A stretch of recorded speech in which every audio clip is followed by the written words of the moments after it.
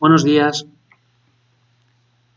Hoy vamos a empezar con el romanticismo. El otro día nos quitamos de encima muy rápido el neoclasicismo, porque es un siglo siglo XVIII, en el que hay muy poca literatura, ya os expliqué los motivos, y ahora vamos a entrar en el siglo XIX con un primer movimiento que es el romanticismo. Ya,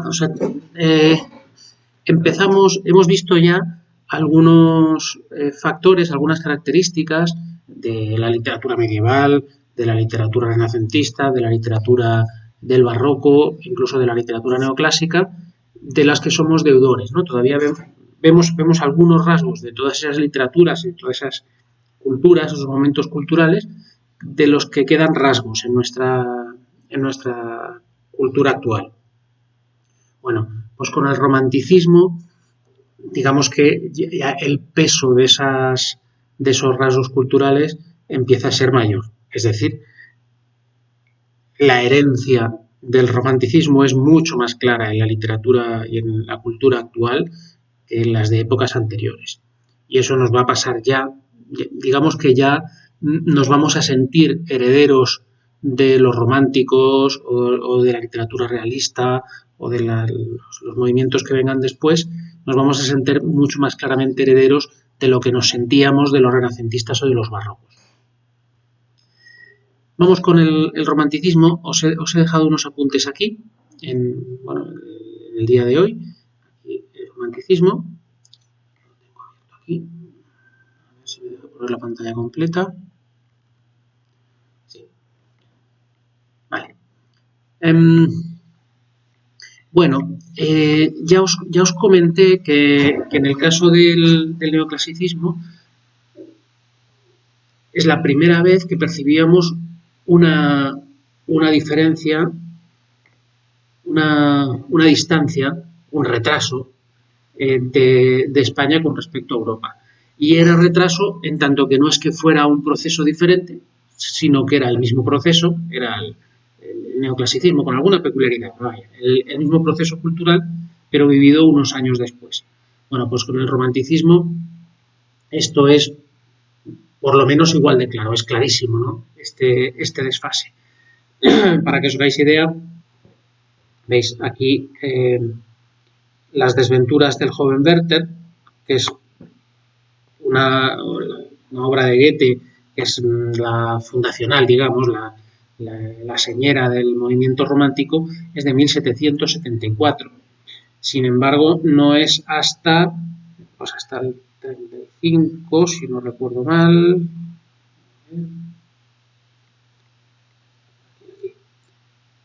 Sí, hasta el 35, cuando no se produce, digamos, hasta el 35, no se produce una obra similar, fundacional del romanticismo en España. Entonces tenemos ahí un desfase de 60 años prácticamente. Y digo que es desfase porque es el mismo movimiento, pero siglos, décadas después, ¿no? En cuanto al romanticismo en Europa, se produce, el romanticismo surge, o los primeros, se detecta con una mayor claridad en Alemania, las muestras más tempranas. Después en Francia y por último, bastante después, aparece en España. El movimiento romántico es de los que muestran la pendularidad de los movimientos culturales con más claridad. Habíamos visto, y ahora ya podemos más o menos vislumbrar cómo funciona ese péndulo cultural. Habíamos visto, si partimos del Renacimiento, en el Renacimiento habíamos encontrado una búsqueda de equilibrio, un respeto por las tradiciones, ¿no? Una recuperación de los clásicos, un cierto gusto por lo normativo. Ahí estábamos en el Renacimiento. Y el péndulo se iba para el otro lado en el Barroco. En el Barroco encontramos una búsqueda de la originalidad, un recargamiento, una percepción de la literatura como juego, etcétera, ¿no? Ahí estábamos en el Barroco. El péndulo vuelve otra vez hacia la búsqueda del equilibrio y el respeto a las normas y el respeto a los clásicos con el neoclasicismo. Y otra vez vuelve el péndulo hacia el otro lado en el caso del romanticismo. Si hemos visto que en neoclasicismo y en renacimiento se recuperan los clásicos y se considera que para hacer buena literatura lo que hay que hacer es seguir las normas, bueno, pues en el caso del romanticismo nos encontramos lo contrario, la ruptura, la expresión de sentimientos como los paradigmas, ¿no? Bueno, una vez tenemos más o menos clara esa idea, que nos sirve un poco, esto nos sirve para entender un poco cómo funciona el ser humano, ¿no? Esta oposición no siempre ha sido tan simple, ¿no? Pero sí que hay una tendencia a romper con lo anterior. Si la generación anterior buscaba la originalidad y la expresión de sentimiento extremo, pues la generación siguiente busca una moderación y viceversa, ¿no? Ese movimiento es perceptible en la historia de la literatura, lo identificamos, ¿no?, como propio del ser humano, ¿no? Y aunque se desdibuja en la época reciente, sí que se ve con claridad, ¿no? Vale, vamos con el romanticismo. Venga, que me enrollo. El romanticismo en Europa lo vamos a identificar primero con el movimiento alemán, que lo tenéis ahí, lo tenéis aquí, Sturm und Drang, Tormenta y Pasión, que pues nada más que con esa forma de identificar al movimiento nos hacemos idea de que se refiere a la búsqueda de la emoción, frente a la razón, los sentimientos, frente a la moderación, los extremos, ¿no? Eso es lo que encontramos en el movimiento Tormenta y Pasión alemán. Y ahí es donde nos vamos a acordar de esta obra, Las desventuras del joven Werther, de Goethe, como obra fundacional que efectivamente tuvo una influencia enorme en toda la literatura romántica posterior. Para que os hagáis idea del tipo de argumentos, ¿no?, y de la expresión de sentimientos extremados que se encontraban, pues lo que es una novela epistolar, en la que Werther cuenta a su amigo Wilhelm sus desventuras porque ama a una mujer que, aunque le corresponde, ha de casarse con, oh sorpresa, veis que es un tópico muy repetido, oh sorpresa, ha de casarse con un hombre muchos años mayor que ella. Este tópico del viejo y la niña, digamos, nos ha asomado ahí en el sí de las niñas, pero es un tópico de larga tradición.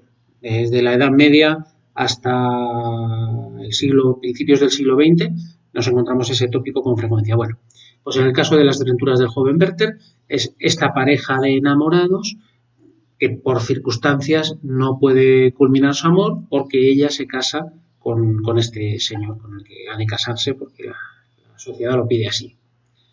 La solución que encuentra para resolver ese dilema es el suicidio. El joven Werther se suicida. Hasta tal punto tuvo influencia esta obra que no solo fue una influencia literaria, sino que efectivamente hubo un aumento de los suicidios de jóvenes por pasiones amorosas en la sociedad, en la realidad, quiero decir. Tenemos el ejemplo de Larra en España. Estos románticos, además, un pequeño paréntesis, estos románticos son el primer movimiento literario y cultural, no solo literario, que tiene una identificación casi de tribu urbana. La forma de vestir, la manera de tener el pelo pues largo, sin arreglar, la ropa oscura, los románticos tenían un aspecto identificable. Es gracioso ver en escritos de la época cómo se refieren los adultos, los mayores, digamos, a estos jóvenes románticos que rompen con todo y que no respetan y que nunca se ha visto cosa igual. Bueno, cerramos el paréntesis, estábamos con el Sturm und Drang, Tormenta y Pasión alemán, y la obra que más identifica no solo este movimiento, sino es la obra fundacional y de referencia del romanticismo, Las Desventuras del joven Werther de Goethe. Vale. Por seguir con el romanticismo en Europa, vamos a destacar a Lord Byron en Gran Bretaña y a Walter Scott también en Gran Bretaña. De Lord Byron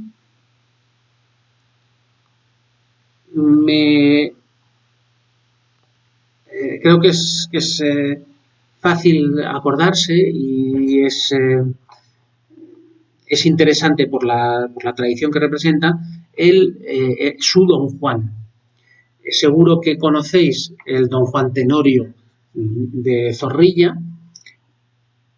Quizá no conozcáis la versión primigenia de Tirso de Molina, ¿no? del autor barroco. Y seguramente sois conscientes de que el Don Juan, esa historia de Don Juan, ha sido contada en muchas ocasiones por muchos autores. Bueno, pues aquí tenemos en el romanticismo, nos va a servir, ¿no? Tenemos la referencia del original de Tirso de Molina, vamos a tener, por lo menos como que nos hemos referido a ella, ¿no? El Don Juan de Lord Byron, y tendremos enseguida, unas páginas más abajo, la referencia del Don Juan Tenorio de José Zorrilla. Vale, eso en cuanto a teatro, por tener una referencia. En cuanto a novela, me interesa destacar, porque yo creo que lo vais a recordar bien, de Walter Scott, que es un novelista romántico. Predomina en el romanticismo la poesía y el teatro. Fijaos que justamente al contrario que en el neoclasicismo, ¿verdad? Predomina en el romanticismo la poesía y el teatro, pero también tenemos algunas obras narrativas destacadas. Y dentro de las obras narrativas me interesa reseñar las obras históricas, porque una de las características del romanticismo es la atracción por lo exótico y por lo histórico. Una cierta vinculación entre lo exótico y lo histórico, ¿no? Lo lejano, lo misterioso, ¿no? Y en particular por la literatura, por la historia, medieval, convertida en literatura. La novela histórica empieza aquí. Por eso os decía que aquí empezamos a identificar algunos rasgos culturales de los que somos herederos. Digamos que es como si el romanticismo no hubiera terminado del todo, sino que todavía hay rasgos culturales del romanticismo que se encuentran arraigados en nuestra sociedad. Por ejemplo, el gusto por la novela histórica. La novela histórica está en todo lo alto, ¿no? En lo que se refiere a ambas cosas, a la producción y al gusto de los lectores. Ya se ha pasado un poco de moda lo de las colecciones de kiosco, ¿no? Pero hay colecciones de kiosco de novela histórica y, en todo caso, en la lista de libros más vendidos hoy en día siempre hay alguna novela histórica. Bueno, pues en género, la novela histórica se inicia en el romanticismo. Eso lo heredamos directamente del romanticismo. Y la referencia que vamos a tener, porque en España no tiene mucha importancia este género, en esta época, en el romanticismo, la referencia que vamos a tener de literatura romántica, de novela histórica romántica, es Walter Scott, y creo que nos vamos a acordar bien de Iván Juárez. Lo tenéis ahí referido. Y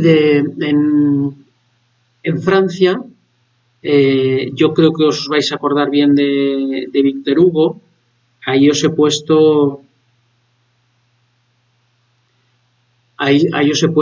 la referencia de Hernani, Pero, en fin, también podéis acordaros de Los Miserables, que quizá es una obra más difundida, ¿no? Últimamente. Y en Rusia, pues ya tenemos Gran Bretaña, Francia y Rusia, ¿no? Dentro de, bueno, y Alemania, ¿no? Al principio.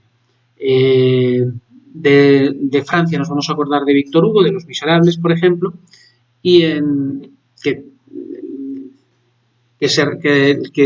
su vínculo con lo romántico tiene que ver con el retrato de los desarraigados, otro rasgo romántico, luego los vamos a ver en lista, otro rasgo romántico que heredamos, ¿no? El retrato de los desarraigados, de los revolucionarios, de lo marginal de la sociedad.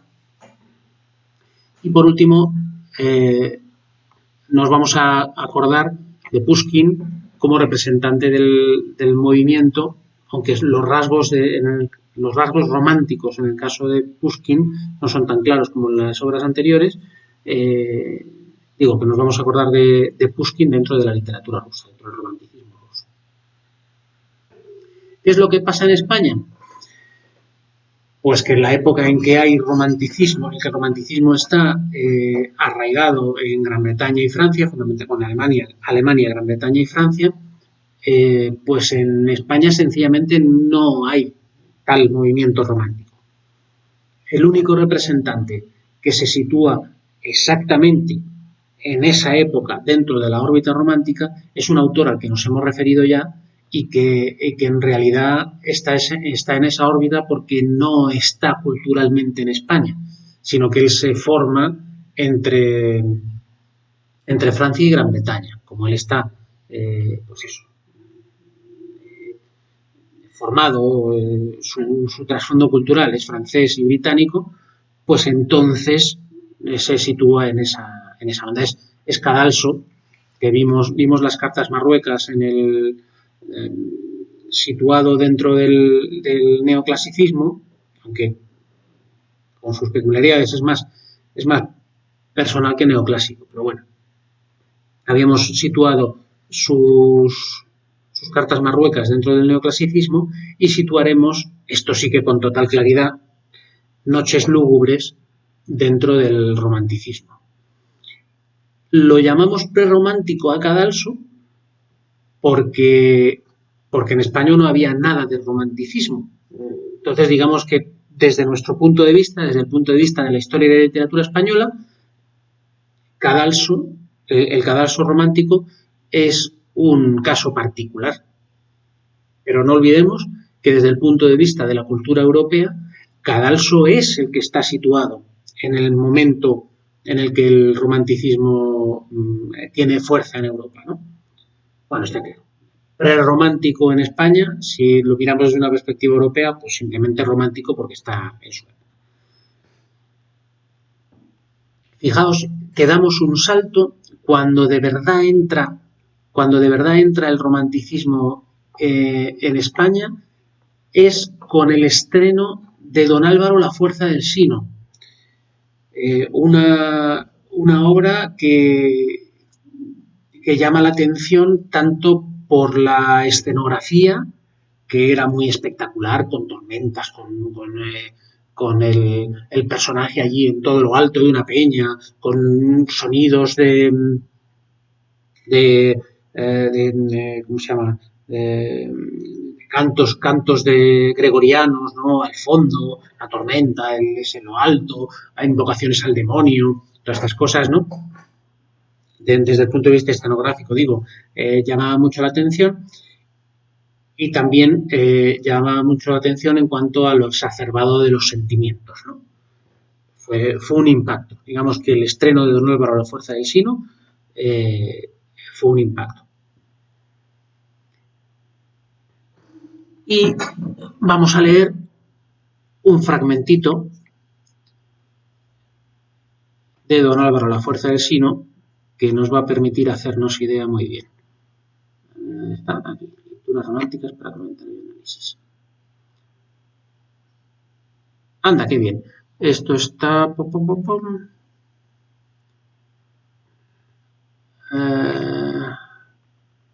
Claro, está cerrada el aula, pero yo lo tengo hábilmente descargado, ¿verdad? En el escritorio. O quizá no.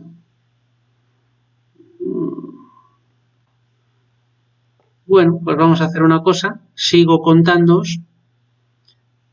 Ah, no, espera. Un segundo, que lo tengo. Lo tengo aquí. No, aquí no lo tengo. Lo busco un momentito.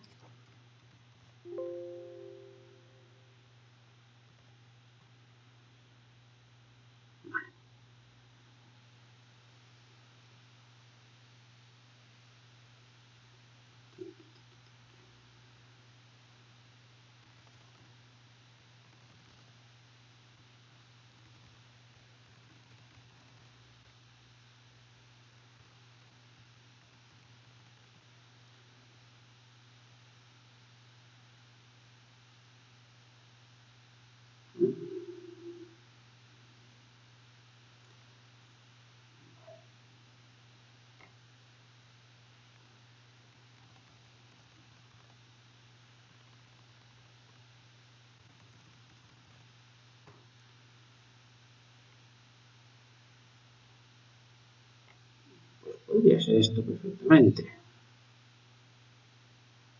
Sí. Vale. Pues venga, vamos a leer un fragmentito de Don Álvaro, La fuerza del Sino, una obra del Duque de Rivas.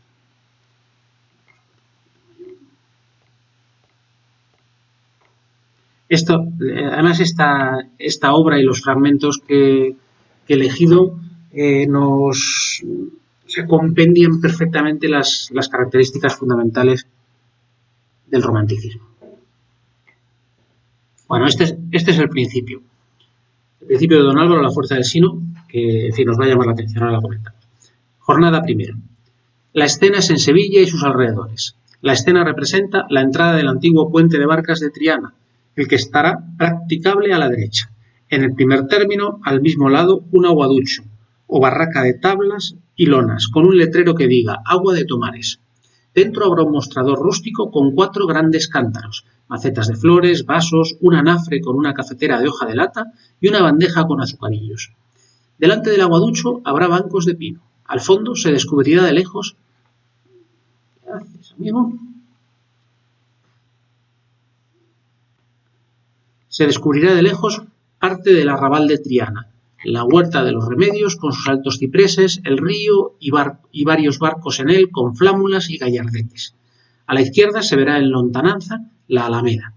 Varios habitantes de Sevilla cruzarán en todas direcciones durante la escena.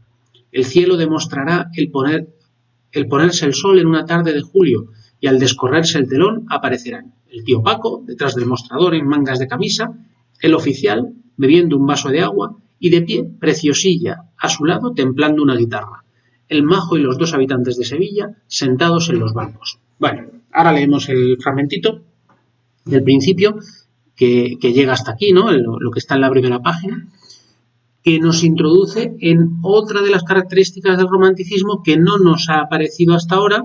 He hablado de que si los sentimientos exacerbados, el gusto por los temas exóticos y de la historia antigua.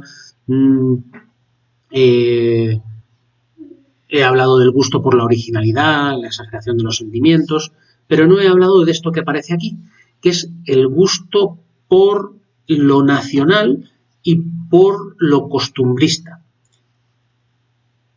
Este gusto por destacar lo propio, lo nacional, los nacionalismos que tan en boga están todavía,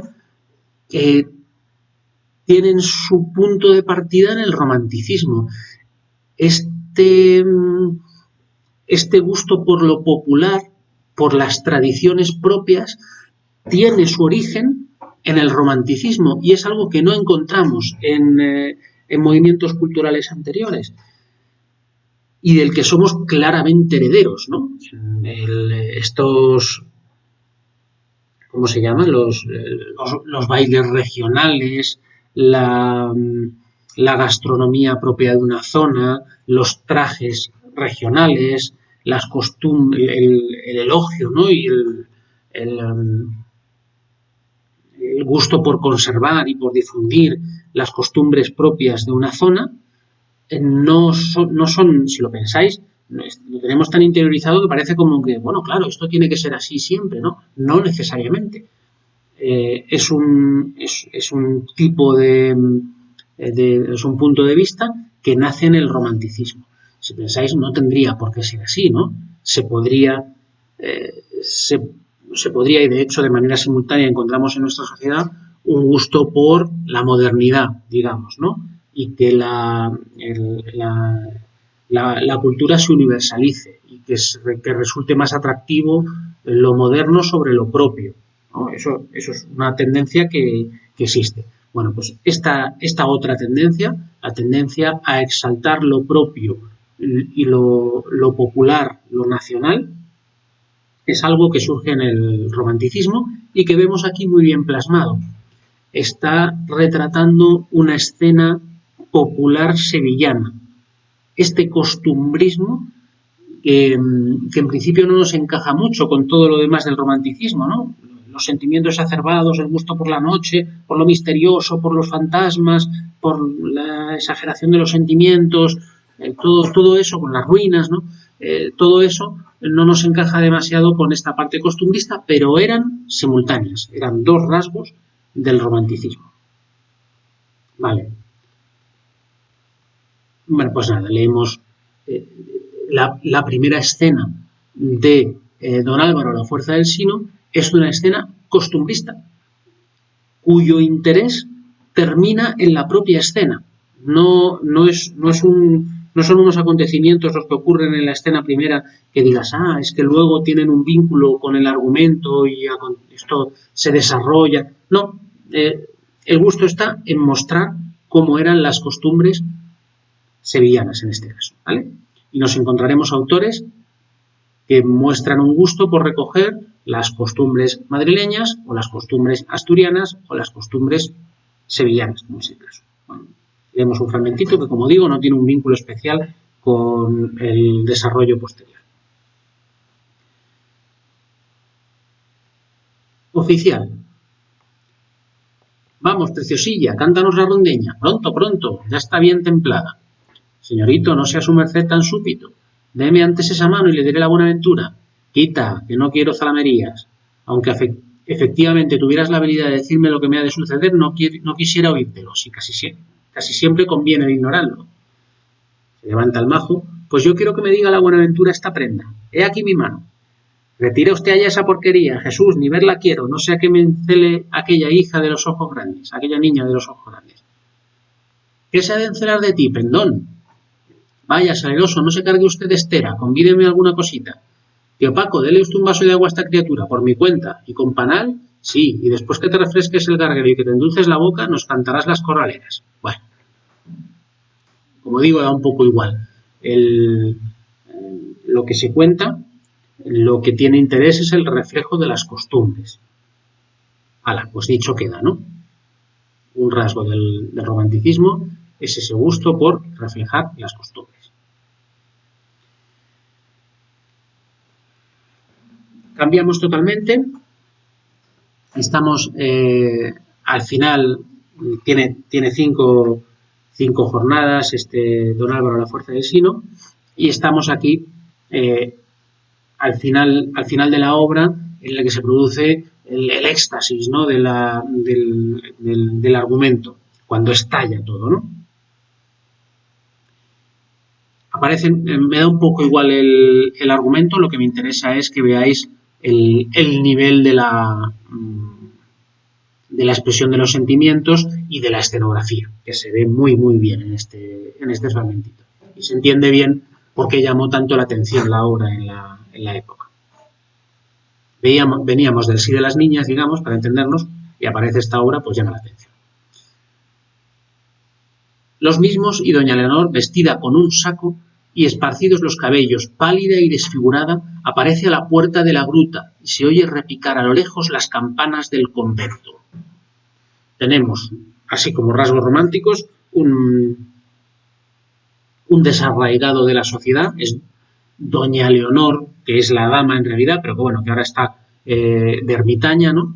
En la puerta de una gruta, con mala figura, como una desarraigada de la sociedad, un rasgo romántico 100%. Huid, temerario, temed la ira del cielo. Don Álvaro retrocediendo horrorizado por la montaña abajo. Una mujer, cielos, qué acentos, un espectro, imagen adorada, Leonor, Leonor. Don Alfonso queriéndose incorporar, Leonor, ¿qué escucho? Mi hermana. Estamos aquí en un momento de reconocimiento. Están los amantes, los enamorados, digamos. Los enamorados son doña Leonor y don Álvaro, y don Alfonso es hermano de doña Leonor. Ha sucedido en escenas anteriores, ha sucedido que don Álvaro ha matado por error, por circunstancias, al padre de doña Leonor y de don Alfonso, y entonces se ha retirado a un convento en el que está ahora. Cuando oímos hablar de don Álvaro está como monje allí, ¿no? Y se da la circunstancia de que doña Leonor también se ha querido retirar, y se ha retirado a una gruta. ¿Y dónde está esa gruta? Pues justo al lado del convento en el que se ha retirado don Álvaro. Entonces están juntos, pero están cerca, pero no lo saben. Y don Alfonso viene a vengar la muerte de su padre, ¿no? Viene a matar a don Álvaro. Y entonces es cuando se monta todo este lío, que se encuentran todos y veremos, ¿no? Leonor, que escucho, mi hermana. Doña Leonor corriendo detrás de don Álvaro. Dios mío, es don Álvaro, conozco su voz. Él es don Álvaro. Don Alfonso, oh furia, ella es.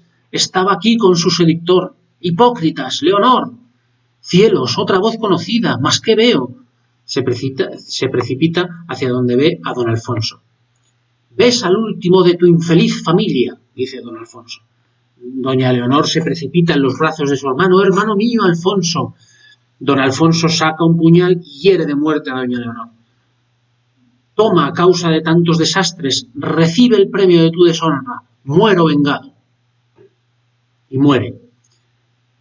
Desdichado. Es que no sé si don Álvaro había herido ya a don Alfonso, porque si he leído, ahora mismo no recuerdo por qué muere don Alfonso. Pero bueno, se hace idea del popurrí, ¿no? De la escena.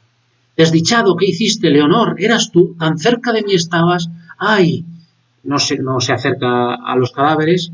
Aún respira, aún palpita aquel corazón todo mío. Ángel de mi vida, vive, vive. Yo te adoro. Te hallé por fin, sí, te hallé muerta. Se queda inmóvil. Hay un rato de silencio, truenos, relámpagos, un miserere cantado por la comunidad que se acerca, la comunidad de frailes, ¿no? Que se acerca lentamente, o sea, os imagináis la escena, ¿no? Allí con todos los truenos y relámpagos y el miserere cantando de fondo. Desde dentro, es decir, desde fuera de la escena, se oye, aquí, aquí, qué horror. Don Álvaro vuelve en sí, huye hacia la montaña, sale el padre guardián, es igual un fraile, con la comunidad que queda asombrada. Dios mío, sangre derramada, cadáveres, la mujer penitente. Todos los frailes, una mujer, cielos. Padre Rafael, el padre Rafael es el nombre que había tomado don Álvaro, ¿no? para retirarse en el convento. Y don Álvaro, desde un risco en lo alto, la tormenta, los relámpagos, el miserere, toda la historia, desde un risco, con sonrisa diabólica, todo convulso, dice, busca, imbécil, al padre Rafael, yo soy un enviado del infierno, soy el demonio exterminador, huid, miserables. Todos, Jesús, Jesús, infierno, abre tu boca y trágame, hundas el cielo, perezca la raza humana, exterminio, destrucción. Y ¡zas! Se lanza desde lo alto del monte, se suicida, ¿no? Y para terminar la obra, relámpagos, truenos y los frailes diciendo misericordia, Señor, misericordia, y ¡fas! Se cierra el telón. Bueno, pues esto es romanticismo en estado puro, que sorprende mucho en la época, ¿no? Estamos por aquí, el caso español, pues que había llegado don Álvaro y la fuerza del siglo. Bueno, vamos a hacer un repasito. Ahora ya hemos hablado de algunas obras, hemos leído algún fragmentito y podemos hacer un primer repaso, lo retomamos aquí el próximo día. Hago un repaso de las características generales del romanticismo y lo dejamos aquí y enlazamos para el próximo día. Características. Primera característica,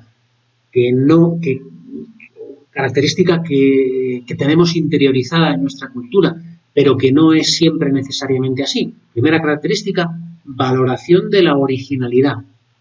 El que una obra sea original es valorado como algo positivo. Eso lo seguimos viendo así en nuestra época, pero no es necesariamente así. Recordad que en el Renacimiento, por ejemplo, se valoraba que se imitara adecuadamente a los clásicos. Bueno, pues ya está. La ruptura, la originalidad como valor destacado de la literatura.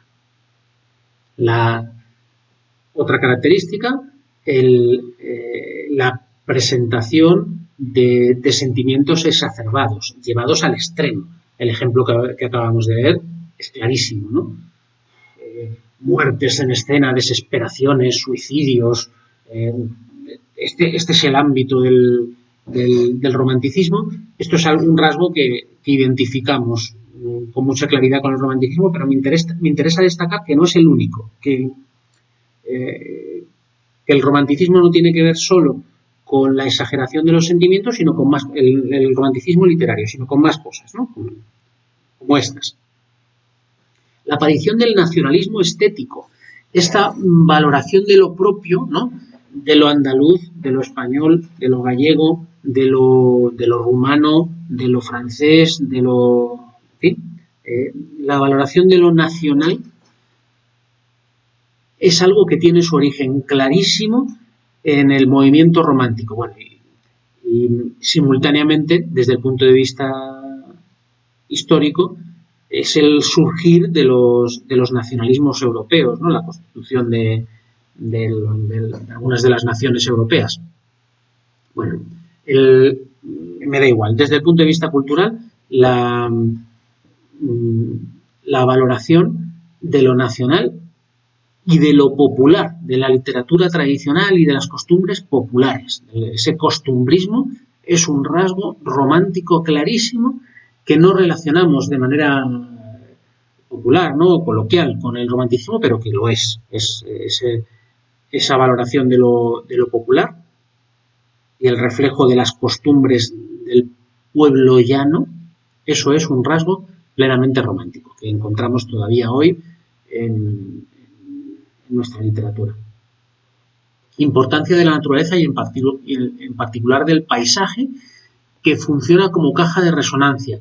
Esto lo hemos visto ya en los clásicos, pero en los románticos se hace mucho más claro. Acabamos de ver un ejemplo clarísimo, como el escenario, la naturaleza, el paisaje, refleja los sentimientos del personaje principal.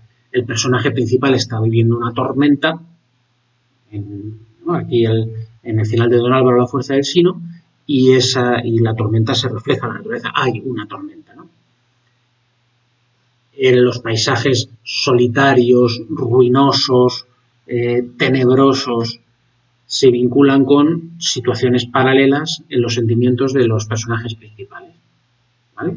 Ese reflejo en la naturaleza de los sentimientos del personaje, que ya hemos visto en épocas anteriores, en este caso se destaca más todavía. Más rasgos. Atracción por la historia antigua y en particular por la Edad Media. En eso estamos. Yo diría que parte de nuestra literatura, que no me da tiempo hoy a hacer un paréntesis con respecto a eso, pero hoy en día los grandes movimientos literarios están desdibujados, porque hay una diversificación. Nada, no me da tiempo a meterme en esto. están menos concentrados, los movimientos culturales están menos concentrados, todos tenemos capacidad para difundir con cierta efectividad nuestros puntos de vista, ¿no? A través de Internet. Se ha democratizado la difusión de la cultura, no pasa a través de unas determinadas editoriales y por lo tanto es menos uniforme los movimientos culturales. Pero en esta época sí que lo era. Y decía que parte de nuestra tradición actual está vinculada con esa atracción por lo medieval. Esos dragones y mazmorras, esas sagas relacionadas con los caballeros de la mesa redonda, esas novelas sobre la construcción de catedrales medievales, todo eso está vinculado con este gusto romántico por la historia medieval. Vale. La atracción por lo exótico, lo oriental, está vinculada a lo anterior, ¿no? Lo lejano, lo misterioso atrae. ¿Qué es lo misterioso desde el punto de vista europeo? Pues resulta misterioso lo oriental, pues hay una atracción por lo oriental, por el lejano oriente, por Medio Oriente y lejano oriente, en particular, ¿no? Digamos, por lo árabe para entendernos y lo chino para entendernos también. Atracción por lo misterioso. Y esto también está en plenitud en nuestra época. Es otra corriente romántica que se ha mantenido con mucha fuerza, ¿no?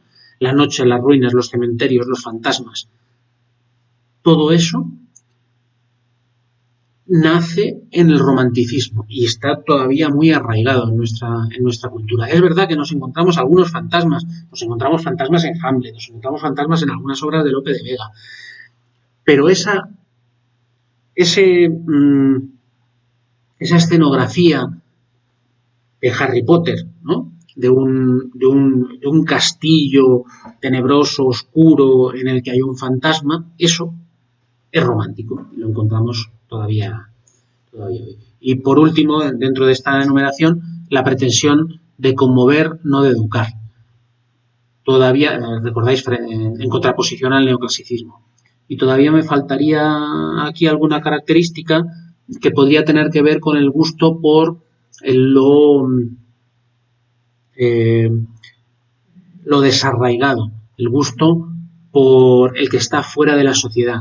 Ahí entraría el gusto, que también se encuentra totalmente arraigado en nuestra sociedad, el gusto, por ejemplo, por los piratas. Los piratas son unos desarraigados, unos revolucionarios en el sentido de que no se pliegan a lo convencional, ¿no? Y ese culto por lo desarraigado parte del romanticismo y lo tenemos presente en nuestra época. Bueno, pues lo dejamos ahí. El miércoles más, ¿no? Porque mañana no tenemos clase. Hasta luego.